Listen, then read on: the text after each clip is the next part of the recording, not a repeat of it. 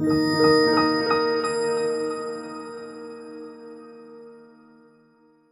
there. Welcome.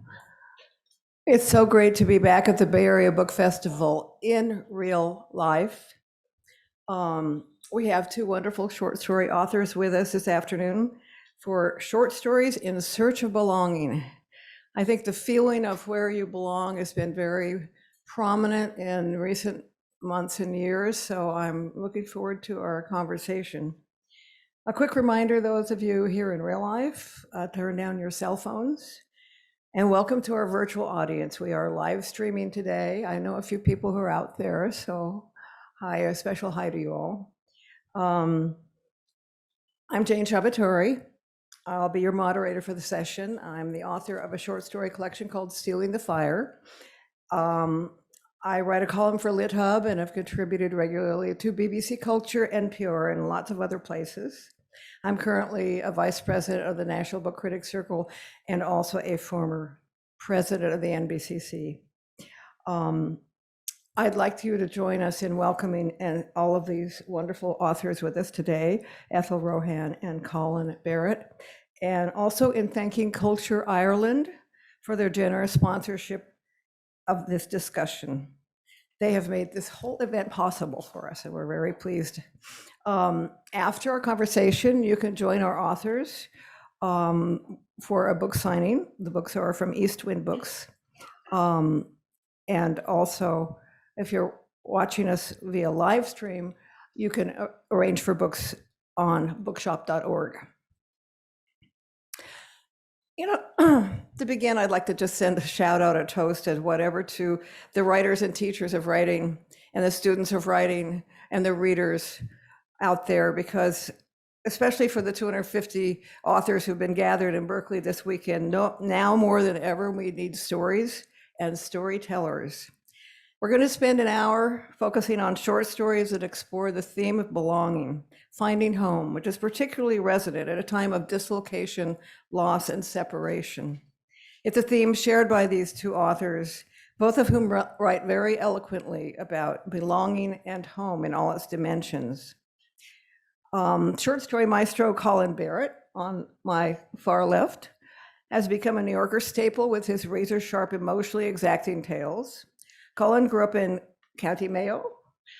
In 2009, he was awarded the Penguin Ireland Prize, and in 2014, his first collection, Young Skins, won the Frank O'Connor International Short Story Award, the Guardian First Book Award, and the Rooney Prize for Irish Literature. In 2015, he was named a National Book Foundation 5 Under 35. His work has been published in The New Yorker, A Public Space, Granta, and The Stinging Fly, and shout out to A Stinging Fly for publishing his work early and the first, right, Colin? Thank you. Yep. And his second collection, which is called Homesickness, which you can get today if you don't already have it. And if you haven't already seen the reviews at about 20 publications in the last 40 hours, it's a very big moment for this book's publication in the United States. He tells stories of County Mayo seekers who are lost and losing in equal measure, but groping for meaning and solid ground. Ethel Rohan, who is in the event of Contact, won the Dzanc Books Short Story Collection Prize, tells short stories largely set in Dublin, her home city, that continue her fixation on fracture and displacement and center characters infected in various ways who are intent on recovery. She's an award-winning essayist, novelist, and short story writer, published with the New York Times, World Literature Today, The Washington Post, PEN America, The Irish Times, Tin House, and elsewhere, and is a longtime San Francisco resident of going on 30 years, I think it is, soon. So I'm going to start with Ethel with my first question. Ethel, you told Ireland's The Westmeath Independent that you consider yourself a queen of uncomfortable stories. Can you elaborate on that? Taken somewhat out of context in my own defense, I don't think of myself as a queen of anything, truly, but I certainly am drawn to both reading and writing uncomfortable stories. I find myself disturbed, I suppose it's supposed to be right about what disturbs us. We write about for many reasons, but I find myself writing about this idea, like largely my characters in my stories are victims, and for every victim, a victim's typically of trauma, but victims in various ways, and typically with every victim, there's a perpetrator, be it an individual, be it a group, be it an entire history. And I'm fascinated by this idea that we tend to sort of scrutinize the victim much more than we do the perpetrators. And so I felt drawn very early on myself as a trauma survivor to center those characters, those individuals who are sort of on the receiving end, not only of the trauma, but on everything that surrounds that, with this perception of, well, why did that happen to you, as opposed to, why the perpetrator acted and did what they did. So that, I think, is where this idea of uncomfortable, and I suppose I also started telling stories with the idea of, well, what if, or why? And I think now it's become more a question of, why not? Why not center characters that are way too often on the sidelines and are marginalized? And why not put the perpetrator under scrutiny? That type of thing is what drives my storytelling. Thank you. Colin, I'd like to begin by asking you to tell us about your Twitter ID, which begins, "Man makes own death chair 25,000 volts." What's with that? What's that about? That's I did an event earlier, and they were very emphatic that we had to have the mics very close to our mouths. So I'm too close now. Can people hear that? Okay. That's pretty good, yeah. Okay. Oh, that's a quote from the Recognitions, a novel by William Gaddis, and it's just a funny line. So I put it in there, and that's where that came from. Okay, thank you. Ethel, you grew up in working class Dublin. What was your Irish childhood like? Oh, Lordy. It was certainly eventful. Yes, I grew up in working class Dublin. I grew up on the north side of the city. Actually, I feel I was marked. I was marked from very, very early on, to borrow a word from one of Colin's stories, misimpression. I was certainly marked by my beginnings and misshaped, or they were certainly misimpressions. The name of the street I grew up on was Munster Street, and as a young child, I often thought, well, it's so close to Monster. And I think that sort of right there summarizes kind of my imagination and its tendencies. But yeah, I grew up under shadows. I mean, working class right there. There is that othering.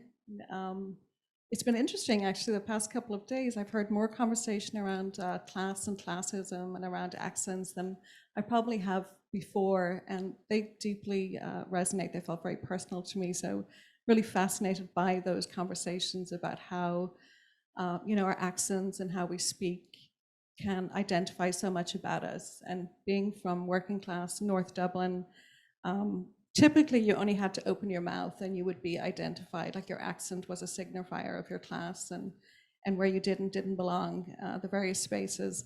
I was a bit of an anomaly. I'm not honestly sure why. My parents were both from the country. They were not Dubliners. And so they being, the two voices closest to me, certainly at a very young age, perhaps that diluted what would have been my expected working class Dublin accent. But I think it was more than that. I mean, I still to this day get questions around, where are you from? And behind that is sort of, you don't sound right. You don't sort of fit where you're supposed to be from. And for the longest time, I cringed over that and I hated it for various reasons. But, I strive to be authentic. And I thought, well, how can I be authentic if I have this ear and this voice that are so fluid? They're not really fixed. And so I don't have this strong sense of who I am when I speak. But now I kind of just own it. It is what it is. It's in no way, pretentious. It's not something I consciously do.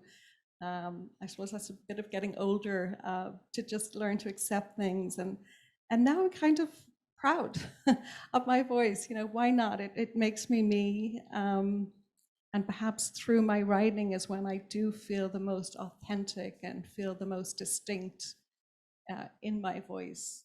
So yeah, in short, it was an eventful. I was just saying to Colin, I have a terrible, terrible memory, and again, I'm not sure how much of that is I've blocked out a lot of my childhood, but as is our typical want, what I do remember, is quite dark and difficult. And as messy as all that is, for all the trauma experiences, also a great deal of love and good times, and that's kind of the mixed bag of life. You've been in San Francisco for quite a while now. Do you think home is where you come from or where you end up? I'm not sure I've got a good answer to that. I in my more Zen-like moments, I feel, a home is a state of being, and it's something that I can sort of drop inside myself and feel a sense of fixedness, if you like, or rootedness, or, home is where I am kind of thing.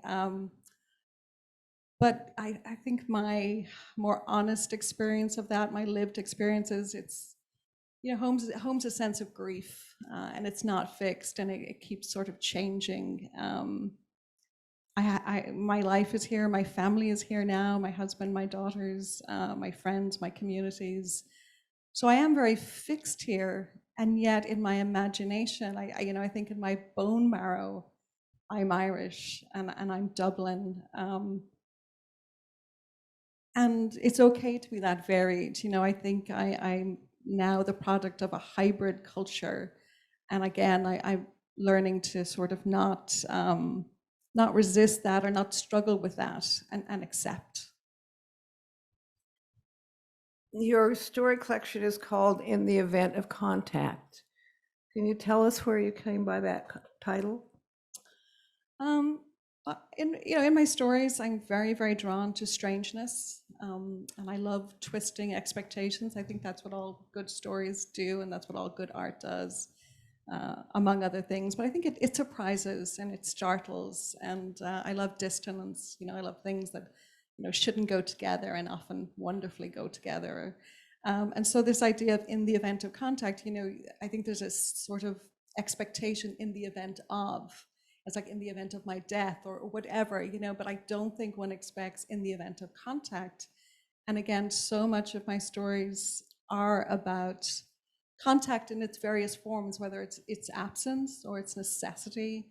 And it's particularly about trespass, trespasses of contact. And it just came to me, titles are difficult. Colin would agree on that. That's sort of a general acceptance. Titles are difficult. They've got to work hard and do various things. You want them to be as nuanced as possible.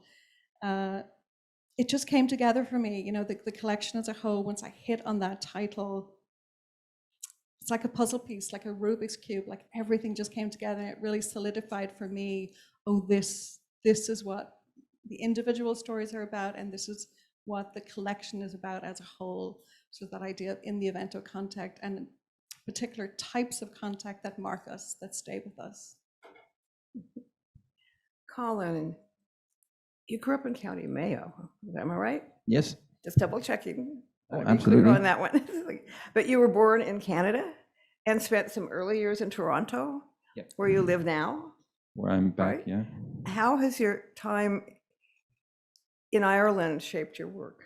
Well, I mean, Ireland is really where I'm from. I did happen to be born in two Irish parents. They were in Canada, and so I was born there. And my myself and Ethel were talking. My very earliest memories are of living in Toronto when I was 4, 5, something like that. And then we moved back to Ireland, and yeah, I mean, I grew up then in County Mayo, which is very rural, west coast of Ireland, and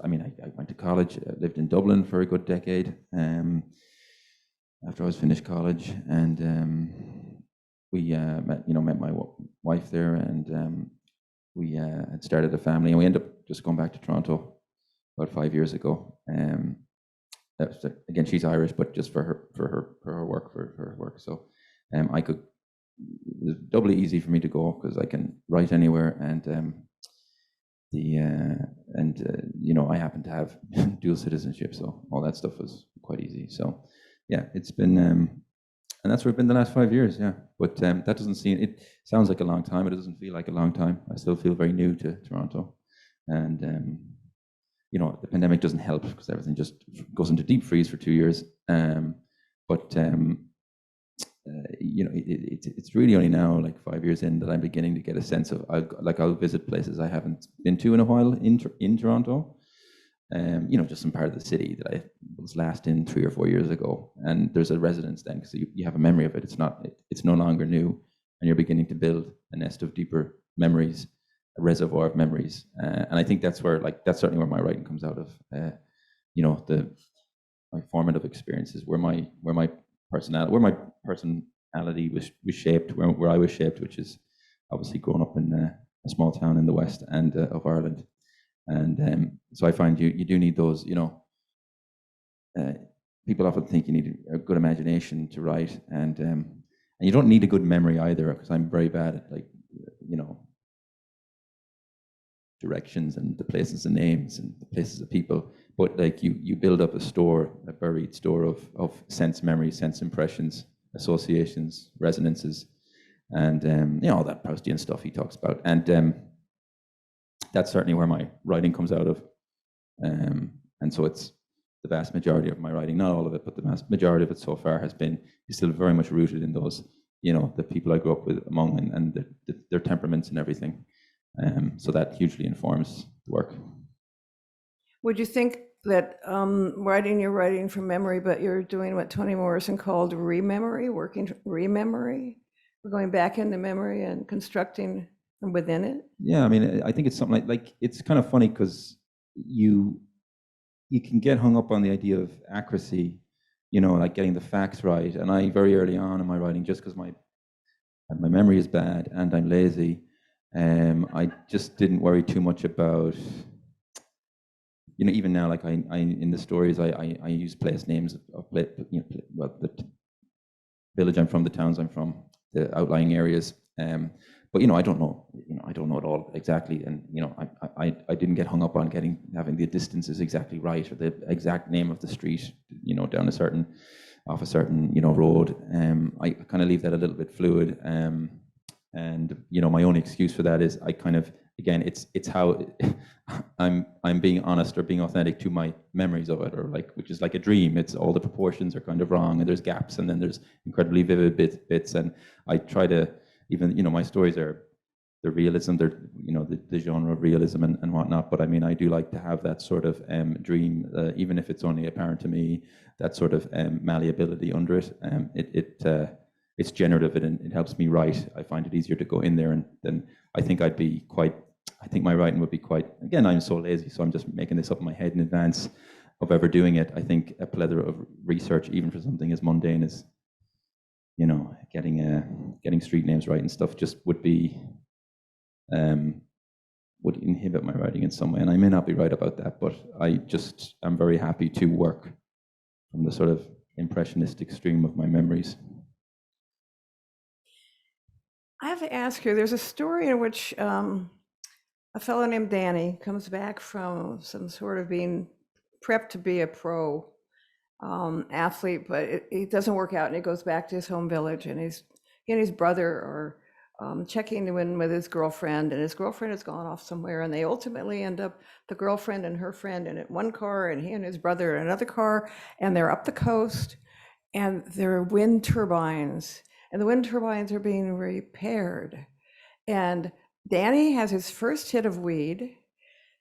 His girlfriend says, let's walk up the hill. He's watching the guy lifting this really amazingly heavy blade into a several-ton wind turbine base, and she's breaking up with him. I'm wondering, out of that mixture, it's one of the striking moments. Like, we have those, you're reading a story, and you're seeing it all, and you're going, how did that happen? Can you enlighten us? Yeah, well, I think in general how I build my stories out is just from very small pieces, from very, very modest. That's the word I use. I have very modest goals when I'm writing something, and like it, I usually don't have anything more than an image of something or some sort of years ago a guy told me a story about that. He was a guard actually, and he was like part of a police escort that had brought out one of these big blades. They're super expensive. They're super, you have to be very delicate with them. There's big, huge blades that go on. And so they had like a police escort bring it out. And there's windmills out in the West Coast, just pretty much where it is in the story, and a windmill farm. So that just stuck with me years ago. So someone told me that years ago on a stag, so that was buried away in my head, and then I ended up using it in that story. And all the rest of it, then it just comes out. Like I knew a lot of guys who went to, not a lot, but I knew a few people who went to obviously there's a big history in Ireland of emigrating to England to get the boat to England to work and everything else, and that's still kind of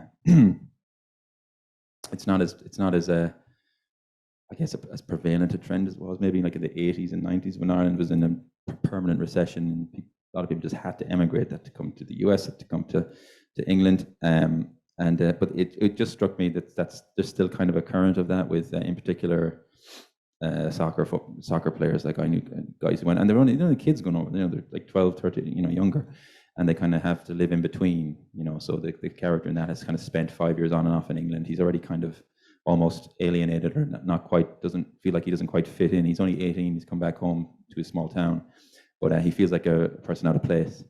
And so again, that was just I'd known one or two people who'd gone through that experience, and it just kind of lodges in your head, and eventually it floats back up to the surface at the appropriate time. Which, I mean, it's so hard to go back to a place you've grown up. If you go away, it's almost like the people there think you've been tainted or changed. So I wonder if you are in your home place, which it's been a while, I guess, but do you feel like you belong in Toronto, or do you feel like you belong in County Mayo? I mean, I don't really belong to either of those places, really. I mean, I still feel very new in Toronto, and Mayo. Realistically, I haven't. It's still what I think of. Yeah, again, viscerally, it's where I think of as home. It's what my answer would be if, right off the top of my head. I mean, Ireland would be the answer, but I've lived almost as long, not quite as long in Dublin as Mayo, but it was at a latter stage in my life, and it wasn't where my family was and is from. So Ireland rather than Mayo. Yeah, and not Toronto. Or sorry, well, even somewhere like Dublin or Toronto. I mean, I lived in those places, and I mean, I met my wife in Dublin and have my own family now in Toronto. So, but it's funny because it's still, Mayo is more a place that I I realize I'm only ever going to visit it again. I'm not going to live there, which is a idea you very slowly only ever get used to, even though it's obvious. Even when I was left for college, I think I had a fairly good idea. I wasn't, just because, just in terms of employment prospects and all that, it wasn't going to be a place I was probably going to go back to live. So, but it was still very much my idea of home for a long, long time, and it's only now that I and even now I only intellectually accept it. I only rationally accept it, and there's different energies underneath all that. So it still has a very deep pull for me, and it's still creatively the center of my world. I'm going to quote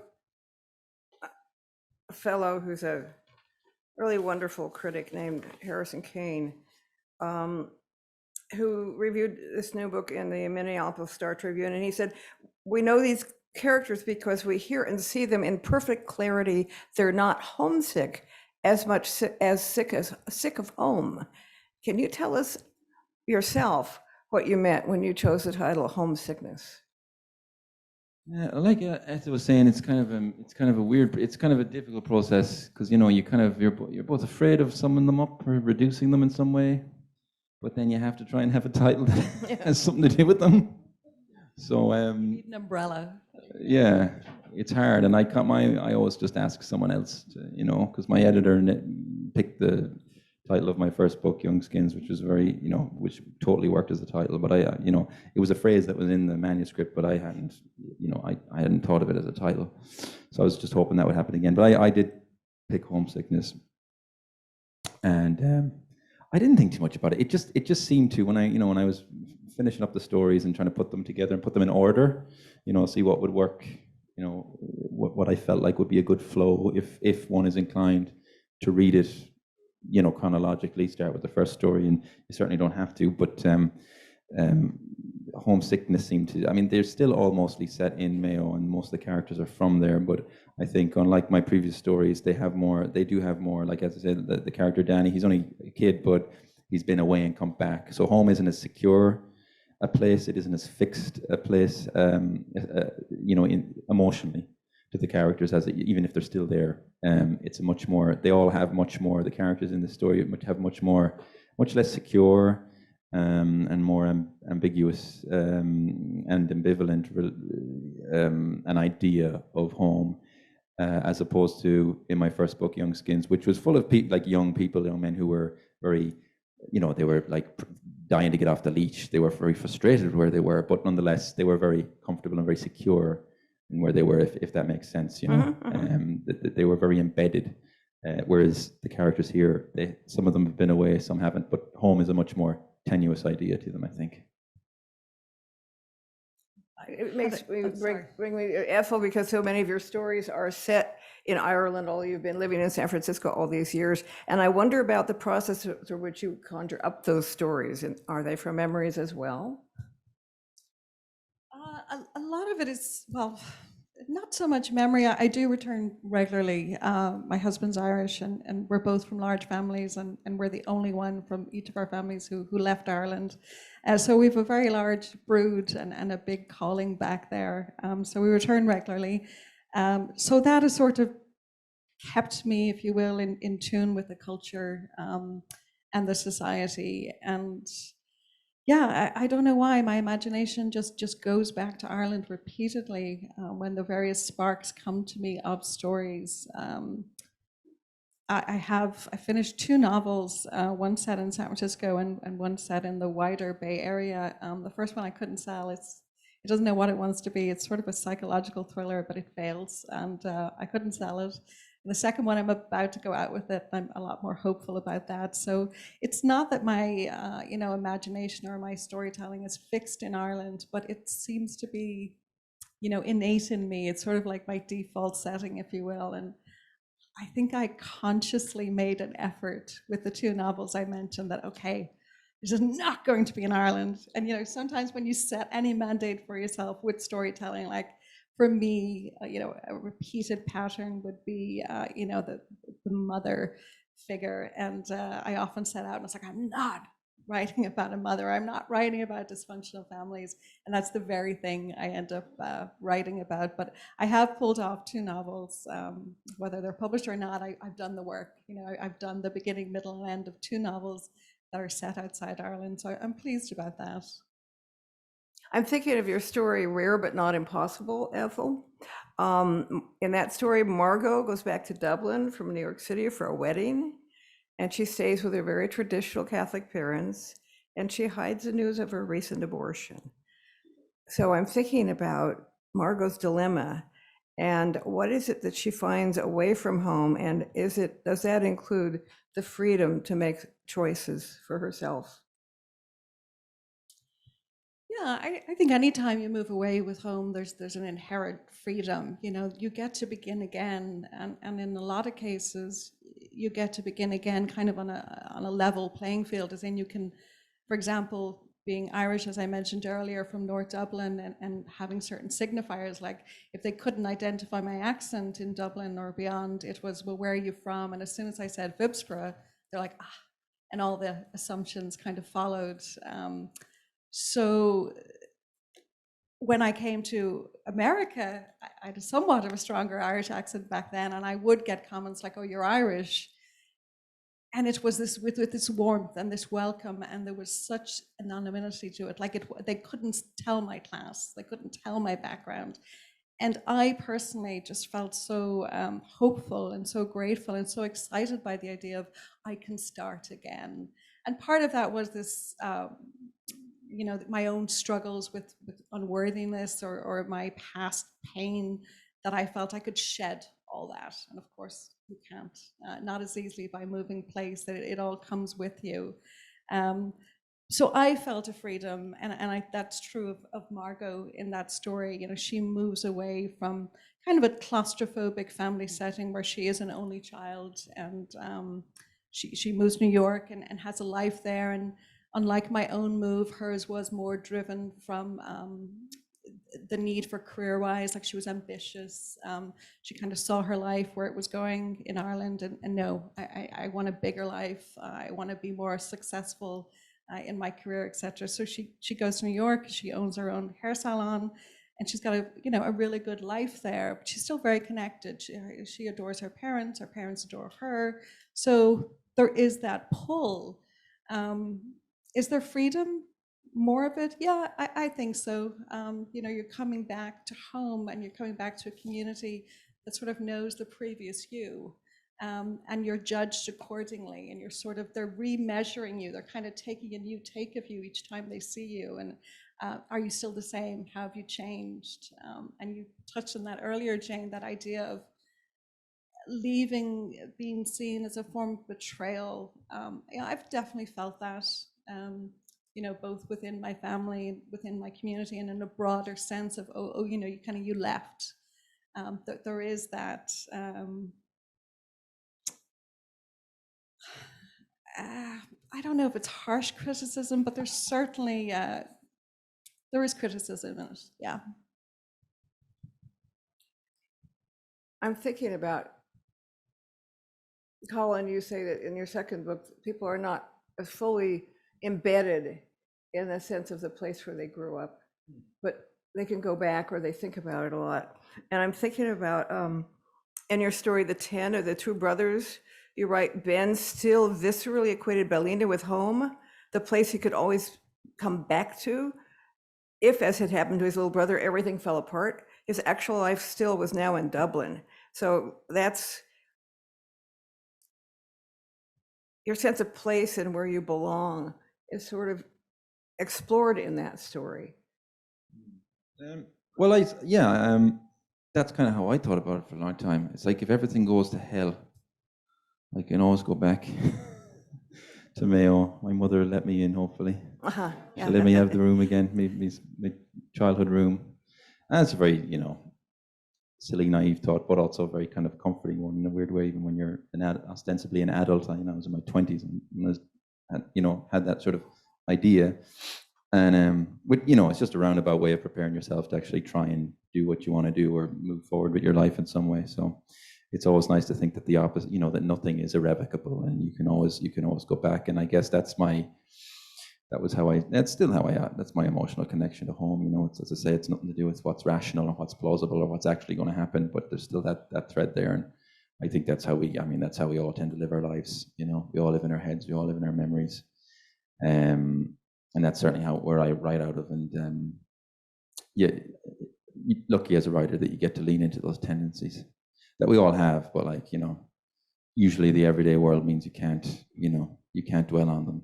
You can't dwell on the past. You can't dwell on the alternative to what your life actually is. But as a writer, you do get to sort of step into those worlds, at least temporarily, and write about them. So, as always, Jane, I'm forgetting what your actual question was when I get to this far into my answer. It's sort of like home is a place that if you go there, they have to take you in. Basically, but my mom would have took me in if I showed up, but she would have, after a while, she would be like, well, now you have to, Colin, you do have to go get it. Maybe you should go back to Dublin and get a job. I knew it wouldn't be a permanent state of affairs, but and so I sort of I used that, and I used that thought in that story, that the character Ben is sort of, he's been pretty perceptive. He's only a young guy himself. He's a little bit older than Danny, but he's only in his 20s himself. But it's a very similar thought. He's committing in the rest of that passage to, removing him. going through exactly the process I've talked about. He knows he's living in Dublin. He will head away. He will head away from the small town that he is, worried his brother might get stuck in now. So I guess that's that dynamic. That's what I wanted to sort of, it just seemed like that story seemed like a good place to explore it, as I explored throughout the collection. When I was in touch with both of you earlier, I was thinking about how do you really define home or belonging and so forth? And I think, is it the people you love or your family? Is it language that makes you feel home or a sense of belonging? Is it food, for instance? Is it humor, memories, stories? What are the things that make you feel that you belong where it is? I miss so much food from Ireland. It's like food.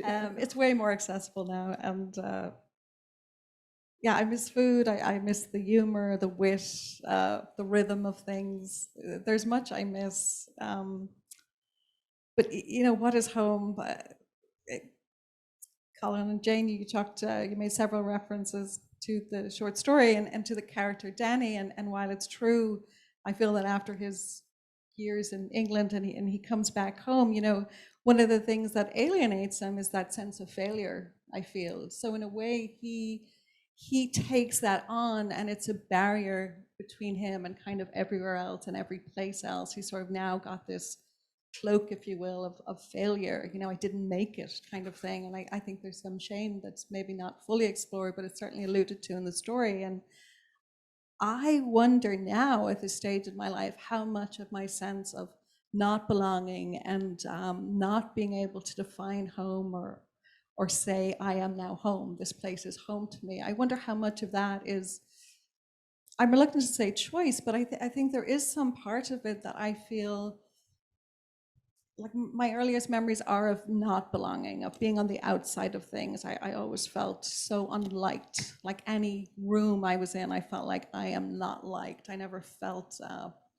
warmth or welcome or a place of safety. That was missing. So I think there is something innate in me that kind of keeps me apart and keeps me separate. And I think I'm blocking that. But I also, I had a panel a couple of years ago with the Cork writer, Danielle Mclachlan, and when she was speaking about, that sense of belonging or not, she spoke about how, well, by necessity, writers, and I suppose all artists, need to be on the outside of things. You need to be on the edge, kind of looking to the center and, criticizing the center and in fact trying to decenter it. So it's messy, messy stuff. And I think I'm destined, if not doomed, to always be in my own way apart and on the outside of things. And I've reached a point where I've less grief about that and more a sense of, that's my thing, maybe that's why I'm here. That's what kind of drives my storytelling, that I am at the edges and I'm looking in and I'm trying to shine light on all of it. And as you've mentioned, your accent went from being slightly unclear, unless you mentioned which neighborhood in North Dublin, into being, here in America, you're from Ireland, into being something that when you write, you feel you have your voice right. So it's a process of coming to.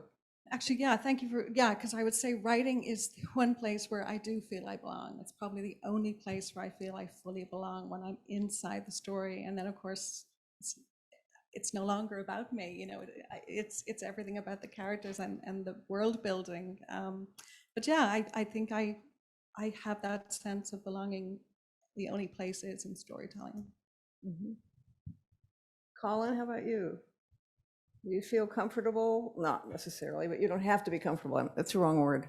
You don't have to be comfortable while you're writing. Do you? Do I feel comfortable writing? I don't know any writer who's comfortable while they're working on a story. When I discovered writing, I pretty quickly realized that's what I want to do anyway. I may not have had any, I was very young. But it felt it felt like a very nice place to go into, as it were. Going into a world where you were, getting to make things up, basically.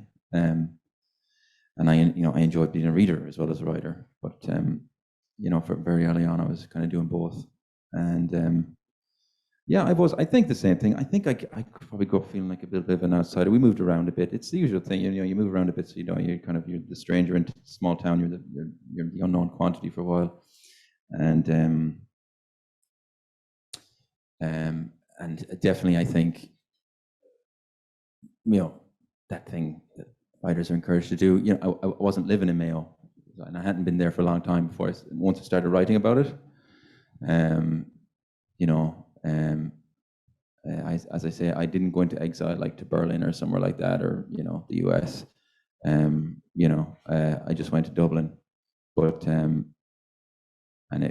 when I went there first, it was like 5 hours drive, and then they got EU money and they made the roads better, and then it was only 3 hours away. So my exile was less dramatic at that point. But yeah, I was only ever a drive away. But I like that. That was a really, you know, and again, it's probably just, once you get old enough, you're like, oh, actually, yeah, I thought I was miserable in my 20s, but I had a great time, actually. And I remember, you know, that it would drive me mad sometimes, having to sort of bet the back and forth. I got to go down, see my folks or someone's birthday, and then back to Dublin, over and back and over and back. And but it was very, that all feels like now that's all become part of when I started writing, and it was a very literal, like I was in Dublin writing these stories set in Mayo, and I just did this metronomic back and forth for, you know, most of my 20s. You know, when I didn't, you know,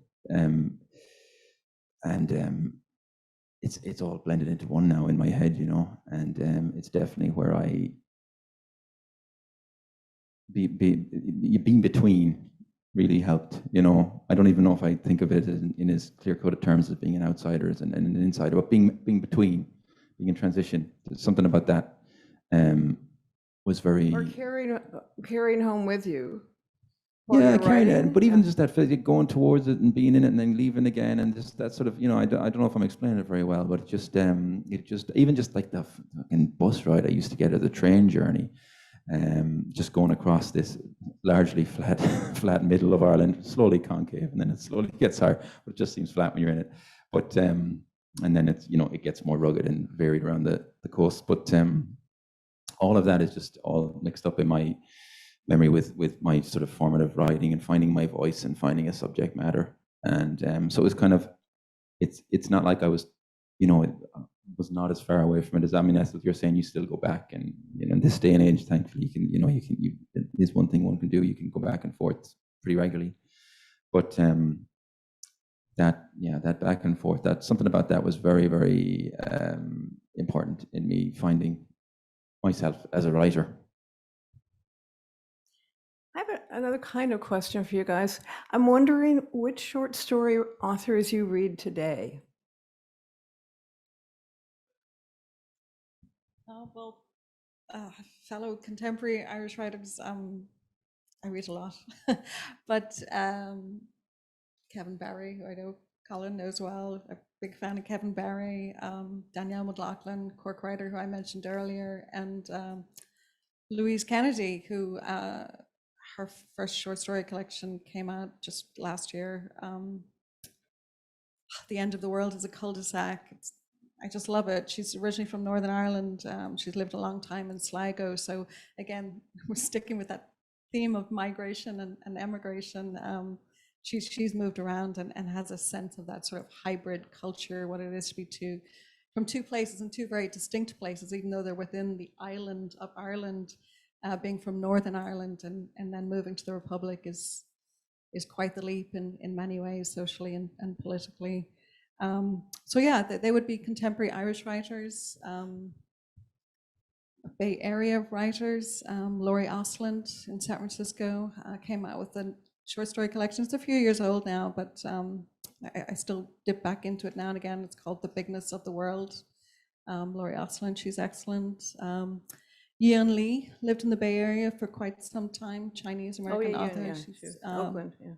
Yeah, and she taught at Mills College, which is my alum, but I missed her. She joined the year after I graduated, and I was so disappointed.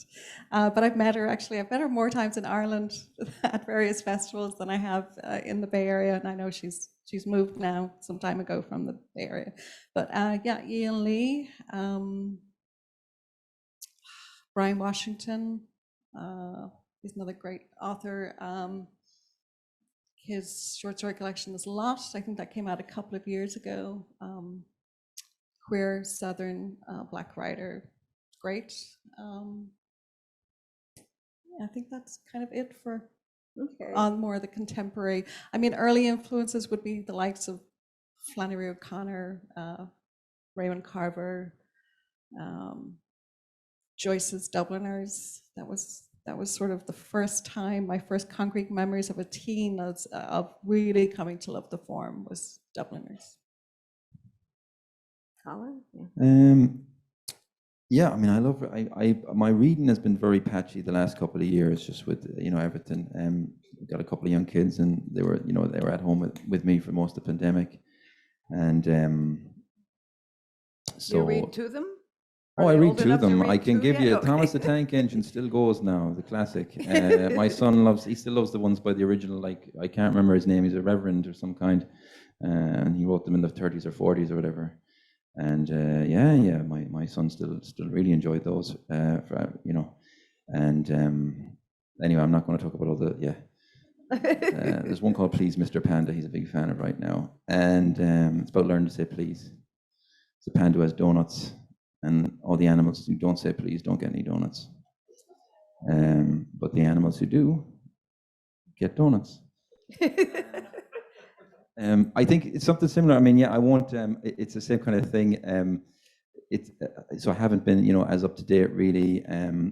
But I mean, there's tremendous. It's been a great period for Irish writing in the last few years, like the last decade or so, I think, and. I mean, it's not as if people weren't writing before then, but like there just was a distinct sort of like wave of millennial writing, and there's some very obvious ones that people know anyway. But a couple of collections I loved recently was Nicole Flattery's "Show Them a Good Time," and which was by Sting and Fly, my original publisher. And another one is Wendy Erskine, who's just put her second book out, and again, she's only done short stories, and Dance Move is her new one, and both by Sting and Fly Press. And I don't know if they have a US publisher yet, but certainly they should do. They're fantastic, and she's from the north, and she's a school teacher, and her stories are just unbelievably good. So I mean, there will be I mean, there's a ton. John Patrick McHugh. Just had a collection out called Pure Gold. He's a great young writer too, and but there's so many more. I won't keep going. Okay, it strikes me including. We may have some questions from the audience out there, and we've zipped along so quickly here. I think I should ask. Okay, I see. Okay, can you 1, 2? 1, 2. Is there another question? So we'll have everybody lined up. And then there's a third one down here.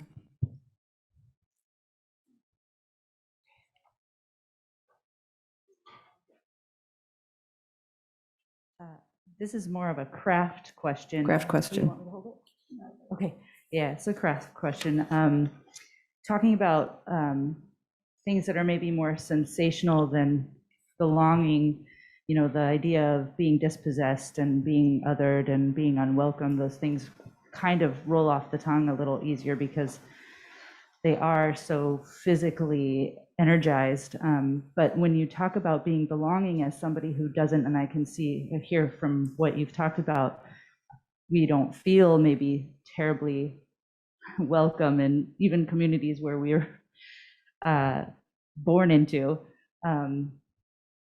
I wonder how do you physicalize those feelings of belonging? How do you make those things actual in your writing, and how do you root them in your writing?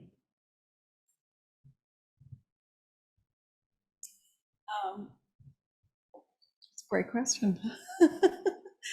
How do I root that in my writing? I think you do it by not having sort of that theme, if you will, in mind. Like, I never have a theme in mind. It's about going into each character and the why of them, kind of what's the particular urgency of the particular story you're telling, whether it's a short story or a novel, and finding out what that center is for them, and following that. And it's about being particular, and then you're arriving at the universal. There is such universality in many, many ways of that sense of being, on the outside. And obviously I have such a privileged experience of that, and I'm aware of that.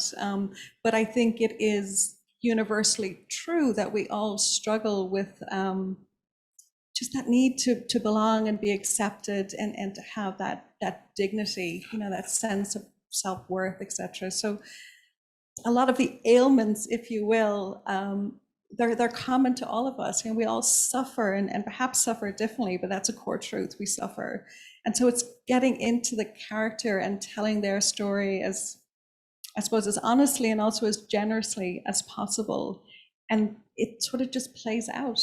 I don't know if that's a satisfactory answer, but yeah. Yeah, no, it's a great question. And I mean, I think I often end up kind of asking these questions and questions like that to myself all the time when I'm writing anyway. And I mean, I don't really have, I mean, I try not, I think you just approach the page and start writing. And, as I say, I don't plan ahead anyway, in any sense, structurally or in terms of plot or anything, never mind like about themes or what if anyone asks me, what's a given story about, my true answer is I don't know what it's about. But it's okay. You just go in, you lean into those feelings. If something makes you uncomfortable, or you don't even think you should be writing about it for whatever reason, it's okay. You can, because you don't have to show it to anyone anyway. But you can lean into it. And I've just learned over the years to sort of, if I'm worried about, right, and I don't know if this was exactly what your question was asking, but like, if something is making me nervous, or something is, I'm wary about how it might be perceived, or how will I say what I want to say about it, or what I think, even if I don't know what that is. But the actual writing process itself is where you kind of figure these things out, I think, which is the only way you can do it, I don't have very many ideas. So any ideas I do have, I only work them out when I'm writing. Yeah, and I think it's also, it is in the details, and it's finding the most telling details. It's quite some time now, but when I first learned, Ireland has, for asylum seekers, they offer, hostels, like hostel living, that many end up spending years inside this system. And when I learned the detail that they are denied the ability to cook their own food, and because everything is, they're in a hostel, and it's basically a diner type thing, and so they're, and that it wasn't only that it was literally discouraged, it was banned. You could not make your own food, and there was various, safety reasons for that. But hearing firsthand accounts of how that affected these individuals, that they felt they were not only the comfort of their foods, but the culture of the foods.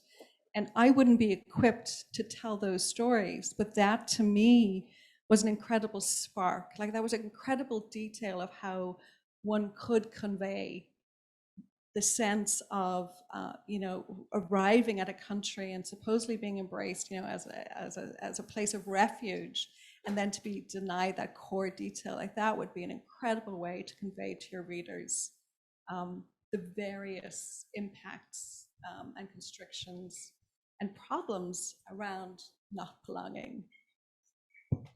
Thank you. We had another question here. Okay.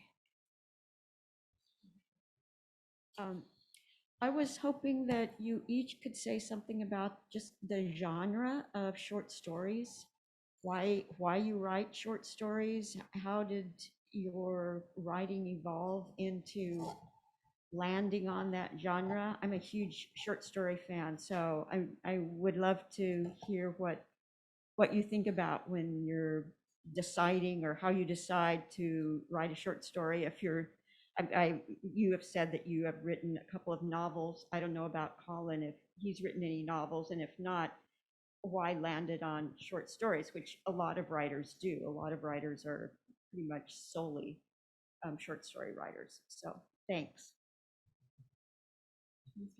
Why do I write short stories? I think sometimes it's masochism.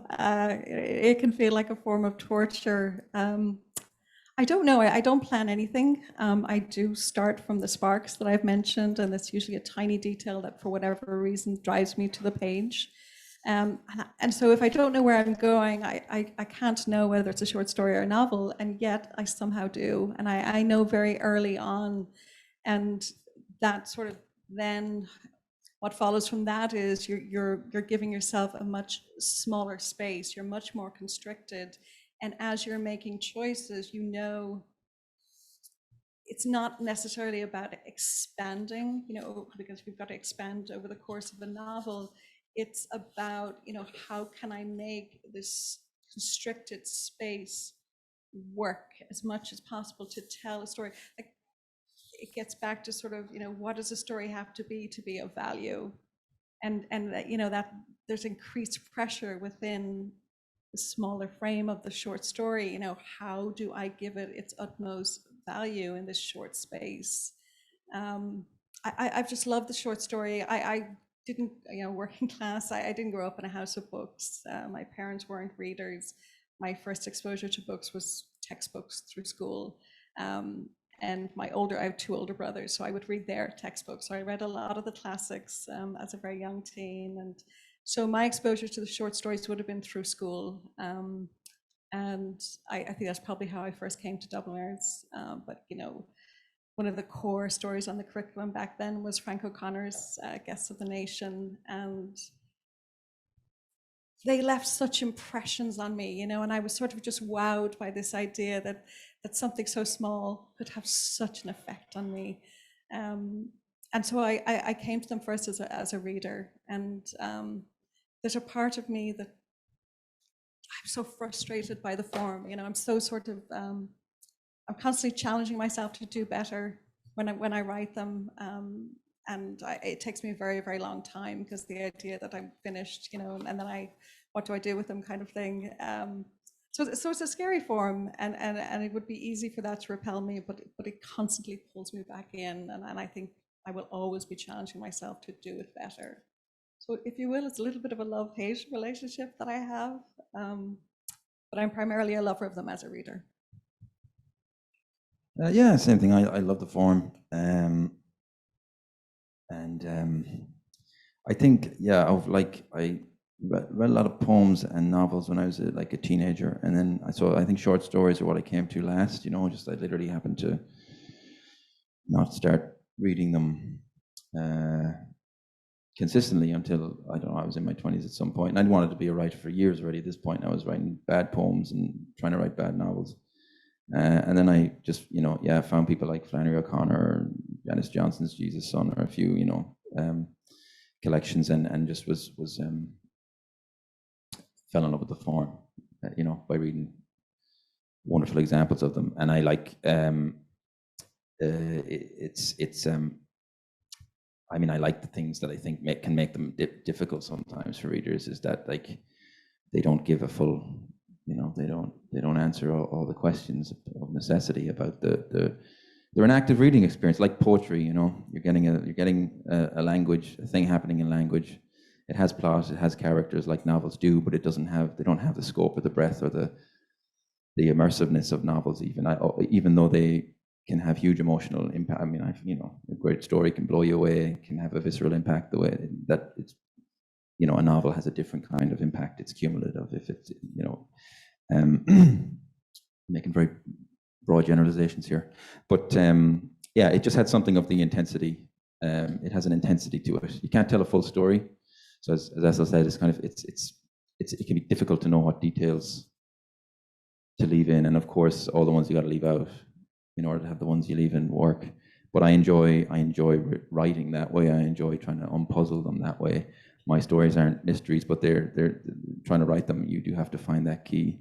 of, you know, of what is the center of this story and what is enough. And I like working inside. You're always inside, like a short story, a novel is just, and I've finished a novel just recently, and you know, it was really hard to write a novel, really difficult. But what I liked about stories is short stories is you're always starting inside the waves, what I call it. Like, it's always approaching the end, and you're starting as near to it as you can. Whereas with a novel, of course, you're just trying to expand, and when you're drafting, you're just having to throw everything in just to see what you'll use at the, you know, when you start redrafting. But so that idea of taking things out and distilling things down is just what's basically, is what I would say attracts me to the form of the short story. Yeah, and that really resonates here. Is it enough? I find myself constantly asking that, because so much of short story writing is the art of omission. And so I'm constantly interrogating myself from, you know, is it enough? And you know, I used to think of the reader, you know, will the reader be satisfied? And I realized, because the short story is such a varied thing, that I had to just reach a point where I was satisfied, and I had to be honest with myself and ask myself, you know, have I been as rigorous as possible and as honest as possible? And for me, I like to get to a certain rhythm in the story, and once it hits those marks for me, I let it go and let it into the world, and let it fall where it may. It could take years, right? Yeah, I mean, I'm prolific. I write a great deal, but I mean, I feel like I have more fluidity and ease with novel writing than I do with a short story. So. Yeah, I mean, stories do not just happen easily. They come and go in your mind until you get them complete. We've come to the end of our time, have we not? It looks as if we have. It's 3 minutes after 3, but can we take one more question? There's one more question that was sitting and waiting. What do you think? Oh, good. Thank you. And I just want to say, I'm astounded at this need to be labeled about where we're from. It really blows my mind to be here today. I heard an Irish accent earlier, and I could not ask her where she was from in Ireland. I couldn't. It just wouldn't happen that you'd meet an Irish person and not ask them. You couldn't just walk away knowing they're Irish, and that's the end of it. And you know, even last week I was in New Orleans, and every time I went in the elevator, people looked at me and said, "Where are you from?" And I just said San Francisco because it's easier.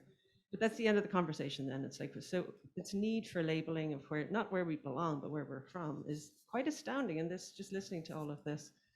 But I suppose my quick question is about the help of the remove for you guys to especially Colin, to write about a hometown you're not in. I think about Maeve Brennan and her New Yorker writing in the 40s and 50s.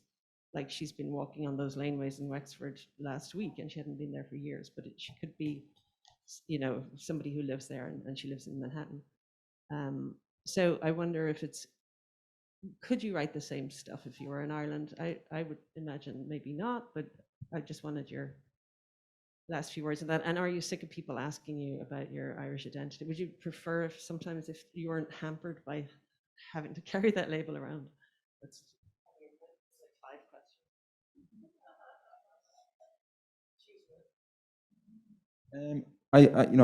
I wonder about that now and then, about like, oh, what if you just stayed in Mayo, and would you write the same way about it? You know, so that's the counterfactual, is everything else is the same. I'm a writer, but if I just never left my hometown, would I write, and I was writing about it, would I write about it the same way? And of course you don't know, and one assumes not, but it is something I think about. And I mean, in the end, there wasn't really, of course I made a choice to leave home, but I mean, it's because of, you know, the reasons people leave anywhere often are very varied, but there's usually a reason you have to go. It's usually just circumstantial. But I did leave, and I do wonder. I definitely wouldn't write about it the same way. I do think I probably would have got around to it eventually, but it may have taken longer in a weird way. I certainly felt, just physically not being there, you felt like you had permission in a way that if you were there, you wouldn't. Super fast, I would just say, no, I absolutely would not be the same writer if I had not left Ireland. You put your whole self into writing, and my whole self, obviously, a huge part of that is the fact that I've spent 30 years in San Francisco. So no, you do put your whole self, and you're showing your whole self, not consciously. It's just inherent. So. Thank you. Thank you, everyone. Wow. Thank you to the audience.